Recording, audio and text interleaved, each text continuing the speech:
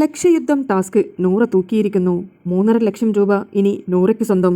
ഈ മണി വീക്കിൽ ഏറ്റവും കൂടുതൽ സമ്മാനത്തുക നൽകിയിരിക്കുന്ന ടാസ്ക് ഇതായിരുന്നു. ഓരോ തവണ സമ്മാനത്തുക കൂടിക്കൂടി വന്നുകൊണ്ടിരിക്കുകയായിരുന്നു. ഇന്നിതാ ലക്ഷങ്ങളിലേക്കാണ് എത്തിയിരിക്കുന്നത്. ടാസ്ക് വളരെ ഇൻട്രസ്റ്റിംഗ് ആയിരുന്നു. ഓരോരുത്തർക്കായി നൽകിയിരിക്കുന്ന സ്റ്റാൻഡിൽ വെച്ചിരിക്കുന്ന അവരവരുടെ ബോക്സുകൾ സ്വയം സംരക്ഷിക്കാതെ മറ്റുള്ളവരുടെ ബോക്സ് എടുത്ത് അവിടെയുള്ള ഡസ്റ്റ്ബിന്നിൽ കൊണ്ടുപോയി ഇടുക എന്നതായിരുന്നു ടാസ്ക്. ആർക്കും സ്വന്തം ബോക്സ് എടുക്കുവാൻ സാധിക്കുന്നതല്ല.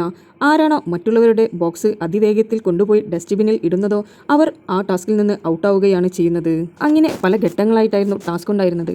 ആദ്യ റൗണ്ടിൽ ഒരാൾ ഔട്ടാകും, രണ്ടാമത്തെ റൗണ്ടിൽ 2 പേർ ഔട്ടാകും, മൂന്നാമത്തെ റൗണ്ടിൽ ഒരാൾ വീണ്ടും ഔട്ടാകും. ഇങ്ങനെയായിരുന്നു ടാസ്ക് ഉണ്ടായിരുന്നത്. നാലാമത്തെ റൗണ്ടിൽ 2 പേർ അവശേഷിക്കും. അവർക്ക് വമ്പനൊരു ട്വിസ്റ്റ് തന്നെയായിരുന്നു ബിഗ് ബോസ് നൽകിയിരുന്നത്. മൂന്നാം ഘട്ട റൗണ്ടിൽ ആദിലയും നൂറയും അക്ബറുമായിരുന്നു.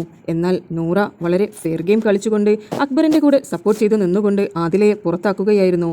ആ ഒരു ട്വിസ്റ്റ് ആരും പ്രതീക്ഷിച്ചു കാണില്ല. അങ്ങനെ നാലാമത്തെ റൗണ്ടിൽ നൂറയും അക്ബറും മാത്രമായിരുന്നു. എല്ലാവരോടും ലിവിംഗ് റൂമിൽ വന്നിരുന്ന ശേഷം ബിഗ് ബോസ് പറഞ്ഞു, ഇനിയാണ് ട്വിസ്റ്റ് വരുന്നത്. നിങ്ങൾ ഓരോരുത്തരും വോട്ട് ചെയ്ത് തീരുമാനിക്കണം ഈ 3,50,000 ആർക്ക് നൽകണമെന്നുള്ളത്. അങ്ങനെ ഒരു സൈഡിൽ നിന്ന് വോട്ടിംഗ് ആരംഭിച്ചു.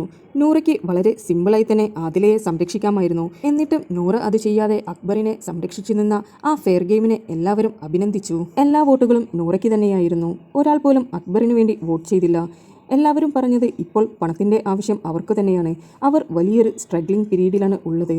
3,50,000 രൂപ അവർ നൂറയുടെ കാലിൻ്റെ ഓപ്പറേഷന് വേണ്ടി ലോൺ എടുത്തിട്ടുണ്ട്. അതുപോലും അടച്ചു തീർക്കുവാൻ അവർക്ക് കഴിഞ്ഞിട്ടില്ല. അതുകൊണ്ട് തന്നെ ഇപ്പോൾ പൈസയുടെ ആവശ്യം അവർക്ക് തന്നെയാണ്. പിന്നെ നമ്മളുടെ പോലെ ഫാമിലിയുടെ ഒരു സപ്പോർട്ടും അവർക്കില്ലാതെ ഒറ്റയ്ക്കാണ് നിൽക്കുന്നത്. അപ്പോൾ എന്തുകൊണ്ടും ഇത് അർഹതപ്പെട്ടത് നൂറയ്ക്ക് തന്നെയാണെന്നാണ് എല്ലാ ഹൗസ്മേറ്റ്സും പറഞ്ഞത്. അങ്ങനെ എല്ലാവരുടെ വോട്ടുകളും നൂറയ്ക്ക് കിട്ടിക്കൊണ്ട് നൂറയാണ് ഈ മത്സരത്തിൽ വിജയിച്ചിരിക്കുന്നത്. അങ്ങനെ ഈ ടാസ്കിൽ നൂറ ഒരു ലക്ഷപ്രഭുവായിരിക്കുന്നു. നിങ്ങൾക്ക് ബിബിയുടെ പുതിയ അപ്ഡേറ്റ്സ് അറിയുവാൻ താല്പര്യമുണ്ടെങ്കിൽ എൻ്റെ ചാനൽ സബ്സ്ക്രൈബ് ചെയ്ത് സപ്പോർട്ട് ചെയ്യുക.